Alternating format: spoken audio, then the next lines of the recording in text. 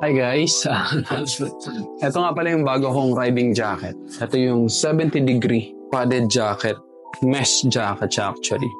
Kaya hindi ito mainit sa balat kahit na gamitin mo siya ng summer o mainit ang panahon. Ito, meron siya mga padded dito. May elbow, meron siya dito sa shoulder. Nagkabilaan yan syempre. Tapos meron siya sa likod. Then ang maganda sa kanya, itong mga design niya na to, reflectorized. So kapag nasisinagan niya ng ilaw, magliliwanag. Ganon din dito sa likod.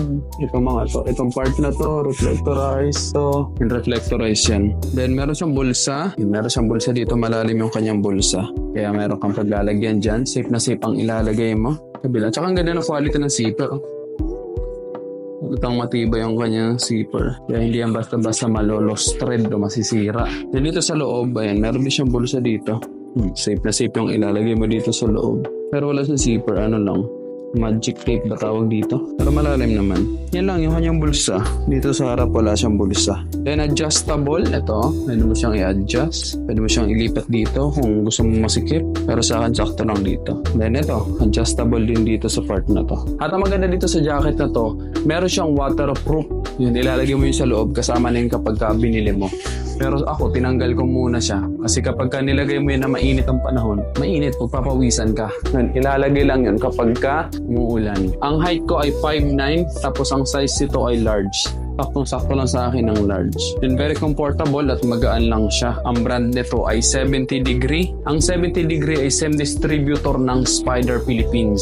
Kaya kung maghahanap ka ng mga ganitong jacket, mabibili mo yan sa shop ng Spider Philippines. Sa SM Legazpi, doon ko to nakita. Napakaganda, talagang nag-stand out siya sa akin. Actually, dalawa sila yung kulay white. Pero itong napansin ko yung ganitong kulay, si color black. At very high quality talaga and makahalata mo naman sa kanyang design. Napakaganda. Pati dito sa loob. Ganda. Hindi siya mukhang mumurahin. Siyempre, para na rin sa safety natin. Para kung sakali man na, huwag naman sana, ma-slide tayo.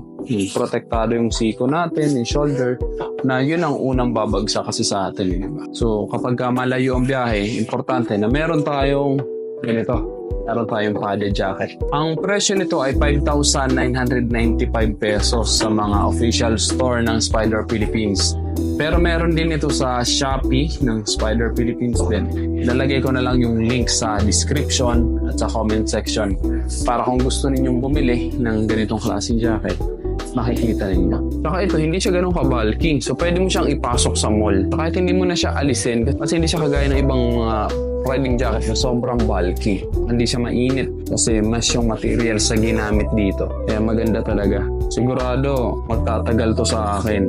Kapag hindi ko siya ginagamit, nilalagay ko lang siya sa wardrobe para hindi siya maalikabukan. Bihira lang naman din ako mag-riding jacket. Nag-riding jacket lang ako kapag pumupunta ako ng Samar, pupunta ng Manila.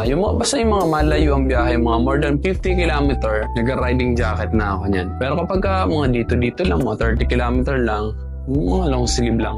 Pero syempre, doble ingat ka nun. Then ito, ang helmet ko ay ito, ang half-face helmet. Bagay siya kahit half-face helmet ang suotin mo.